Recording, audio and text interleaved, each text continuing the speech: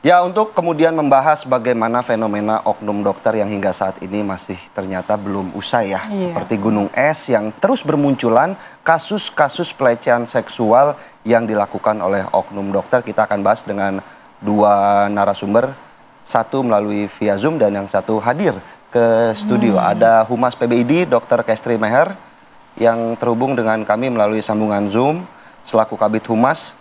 Kemudian juga ada Heri Firmansyah selaku pakar hukum pidana. Selamat pagi, Mas Heri. Selamat pagi, Selamat pagi, Dr. Kestri. Selamat pagi. Baik. Kita mungkin tanya dulu mengenai kasus ini ke Dr. Kestri. Bagaimana saat ini sikap ID terhadap kasus-kasus pelecehan seksual yang kemudian mulai mencuat gitu, bermunculan satu persatu, Dok? Ya, yang pasti kami sangat prihatin ya tentunya, karena kita ketahui juga bahwa profesi dokter ini hadir karena keluhuran profesi. Artinya seorang dokter tidak dinilai dari intelektualitas berpikirnya saja, namun harus memiliki moral yang baik dan beretika. Di mana seorang dokter ini kan telah disumpah menurut agamanya masing-masing, sehingga seharusnya dokter dalam melakukan pelayanan harus sesuai dengan sumpah dokter dan kode etik kedokteran. Lalu untuk menjadi dokter ini kan prosesnya sangat panjang ya, ditempa di dunia akademis, kemudian di profesi, dan juga sama semua harus berlandaskan kode etik kedokteran. Terus terang, peristiwa ini sangat memukul kami. Dan kami akan mengintrospeksi dengan adanya kasus seperti ini sangatlah merusak nama besar kami dan profesi kami. Oleh karena itu, kami mengutuk keras kejadian ini dan berharap oknum terkait mendapat hukuman yang setimbal dengan apa yang dilakukan oleh oknum tersebut, serta korban mendapat keadilan yang seadil-adilnya. Dan ID melalui Majelis Kehormatan Etik melakukan proses untuk menjatuhkan sanksi-sanksi terhadap oknum terkait. Namun di sini apa yang dilakukan ID? Yang pertama, kita melakukan sidang melalui Majelis Kehormatan Etik. Nah, adapun sanksi yang terberat dari ID yang untuk oknum terkait adalah memberhentikan atau mencabut keanggotaan ID terhadap oknum tersebut. Baik, Dr. Kestri, mungkin juga bisa dijelaskan bagaimana kemunculan oknum-oknum dokter ini dinilai seolah gunung es yang kemudian hingga saat ini mulai mencuat, mulai ramai, ternyata banyak oknum-oknum yang melakukan pelecehan seksual. Tanggapannya dari PBID seperti apa, Dr. Kestri? Ya, yang pasti ya, untuk saat ini, sebelum tahun 2023, ID itu mengeluarkan surat rekomendasi praktek, di mana tujuan dari surat rekomendasi praktek ini untuk kami dapat mengawasi seluruh dokter-dokter yang ada di Indonesia, yang nilainya 514 orang tersebar di 514 kabupaten kota. Nah, bagaimana cara kami mengawasinya? Nah, setiap 5 tahun itu kan mereka mengurus surat izin praktek. Sebelum mereka mendapatkan surat rekomendasi dari ID tersebut, mereka dilakukan tes etika berupa pelafasan kembali sumpah dokter dan pelafasan kembali etik kedokteran. Tujuannya untuk apa? Tujuannya untuk mereka mengingat kembali. Khawatir 5 tahun yang lalu sudah lewat. Namun, pengawasan dan terkait etik tersebut ketika keluar Undang-Undang Nomor 17 itu sekarang bukan wewenang kami lagi, diambil alih oleh pemerintah. Yang kami khawatirkan adalah kelonggaran pengawasan terhadap dokter ini akibat tidak ada lagi rekomendasi surat izin praktek tersebut. Sekarang untuk mengurus izin praktek ini kita dapat melakukannya online. Selain itu juga yang kedua mungkin kita bisa menghimbau terkait dengan tata kelola rumah sakit, karena kita ketahui juga ya pasien ini diperiksa tanpa pendampingan dan tidak sesuai dengan SOP, dan ini tata kelola rumah sakitnya juga harus kita komunikasikan, atau rumah sakitnya kita memberi himbauan bahwasanya pengawasan terhadap dokter dan tata kelola rumah sakit ini harus diperbaiki.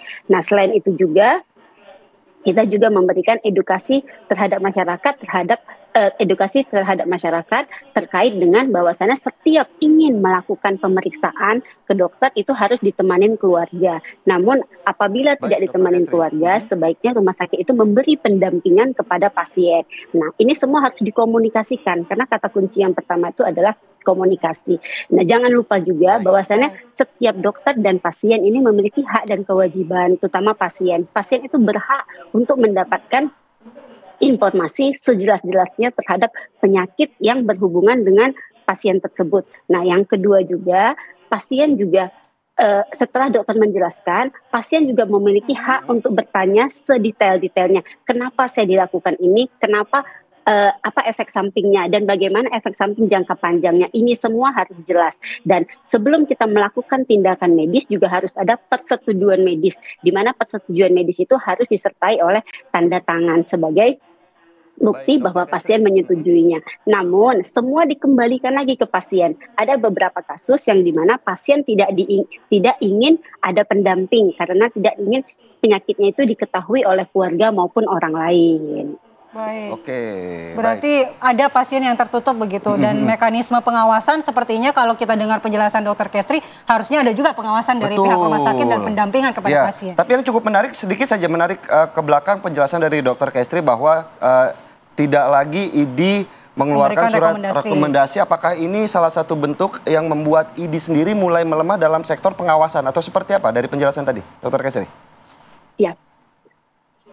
Setelah Undang-Undang Nomor 17 Tahun 2023, ID tidak punya wewenang lagi. Ya. Wewenang ID sekarang hanya terkait keanggotaan saja. Baik. Baik. Maka Kita oleh ke karena Mas itu Heri, Mas sanksi Heri. terberat sanksi terberat dari ID hanya memberhentikan keanggotaan ID terhadap dokter-dokter yang melanggar etika. Baik. Baik, sanksi etik. Untuk ini sanksi etik. Tapi sanksi pidananya seperti apa, Mas Heri, untuk kasus oknum dokter seperti ini melihatnya dari kacamata hukum? Ya, yang pertama-tama tentu kita menyayangkan ya. Tadi benar bahwa ini fenomena gunung es yang mungkin ada lemahnya juga dalam sisi pencegahan ya. Ada harusnya satgas-satgas pencegahan yang disiapkan oleh, mungkin diinisiasi juga oleh ID. Baru di ujungnya bicara tentang pidana tadi Mbak Kumala, bahwa dalam konteks undang-undang yang bisa dikenakan, ada dua undang-undang mungkin. Yang pertama Undang-Undang TPKS, Tindak Pidana Kekerasan Seksual, pasal 6C misalnya, Undang-Undang Nomor 12 Tahun 2022, dan juga Undang-Undang Kesehatan tadi yang sudah disinggung, misalnya pasal 308. Jadi dalam konteks ini kan ada penyalahgunaan kewenangan, kepercayaan terhadap suatu tindakan yang sebenarnya di sini ada kerentanan ya, ada ketidaksetaraan antara dokter dengan pasien. Umumnya pasien akan ikut-ikut saja tuh aturan main yang disampaikan di antara itu dokter ataupun rumah sakit begitu ya. Maka perlu ada konsensualisme di situ, ada kesepakatan dan ada pendampingan. Ketika misalnya ini bukan dilakukan dalam tindakan yang darurat misalnya. Di luar dari yang darurat, maka SOP yang berjalan tuh harus ada protapnya seperti apa. Sehingga ketika ada yang di luar konteks dilakukan, maka kita bisa katakan ini pertama sudah pasti menyalahi etiknya, ya kan? Padahal sumpah dokter itu kan ada untuk melakukan tugas dengan sebaik-baiknya dan juga menjaga martabat profesi. Nah, ini yang harusnya juga ditekankan ya, disampaikan kepada setiap dokter yang melakukan tugas pokok dan fungsinya di setiap unit. Tentu banyak hal yang baik dari para dokter yang sudah lakukan ya demi ini kan kesehatan hanya oknum, banyak. ya, semua dokter seperti betul. Tapi tentunya ini juga harus jadi perhatian kan, karena akan mencoreng nama institusi, begitu. Dan sekarang juga kita tidak hanya menyoal pada masalah si pelaku saja, bahwa kita harus menyoal pada masalah trauma yang dimiliki oleh si korban. Dan dalam konteks Perma, misalnya Perma nomor 1 tahun 2022, itu diatur tentang bagaimana pemberian restitusi dan kompensasi kepada korban tindak pidana. Dan saya rasa ini perlu untuk didorong ke arah sana ya, dan juga perlu ada upaya untuk mensiarkan informasi bahwa korban itu perlu untuk speak up, untuk menyampaikan. Ini kan yang terjadi adalah ketika satu speak up, mulai bermunculan yang lain. Maka baru berani, tidak ada keberanian. Nah, kalau kita kemudian bicara ini kan dari pelaku, korban. Sementara dari pihak rumah sakit sendiri, Bang Heri melihatnya seperti apa? Apakah juga bisa dikenakan hukum pidana melihat adanya kelalaian begitu dalam pengawasan?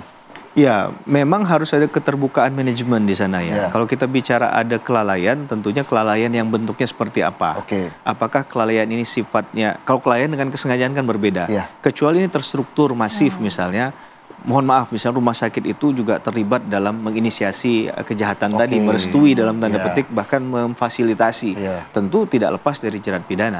Tapi tentunya secara bijaksana kita akan melihat untuk menilai bahwa pertanggungjawaban pidana itu sifatnya individu. Nah, apalagi kalau kita dalam beberapa kasus mereka melakukan di luar dari konteks kerjaan, memanggil begitu kan, secara pribadi, ada beberapa kasus ya, menemui secara aktif, begitu kan, menghubungi secara pribadi juga. Ya, tapi yang paling berbahaya adalah kita tidak hanya bicara tentang keamanan, tapi keselamatan. Karena kemarin di kasus yang di Garut, kalau saya nggak salah itu kan memberikan suntikan sejumlah 15 kali secara total. Yang ini Bandung. Ya, itu kalau sampai terjadi dan kemudian ternyata membahayakan keselamatan seseorang, hukum pidana pun sebenarnya sudah tidak bisa mengembalikan posisi semula kan? Artinya kalau kita bicara hukum pidana tidak bisa mengembalikan, apakah ada bentuk hukuman lain yang pantas ataupun bisa diberikan kepada pelaku sehingga memberikan efek jerak? Ya, mungkin hukuman kebiri mungkin seperti itu? Itu bisa didorong sebagai upaya maksimal ya, karena dalam undang-undang itu kan bicara hanya ancaman pidana, tapi juga mungkin secara keperdataan untuk pemulihan tadi kita bicarakan bahwa korban ini tidak hanya bicara fisik dan mental, tapi secara sosial dan ekonomi. Maka hal yang dia terima itu kan mungkin berlangsung lama, bertahun-tahun nantinya.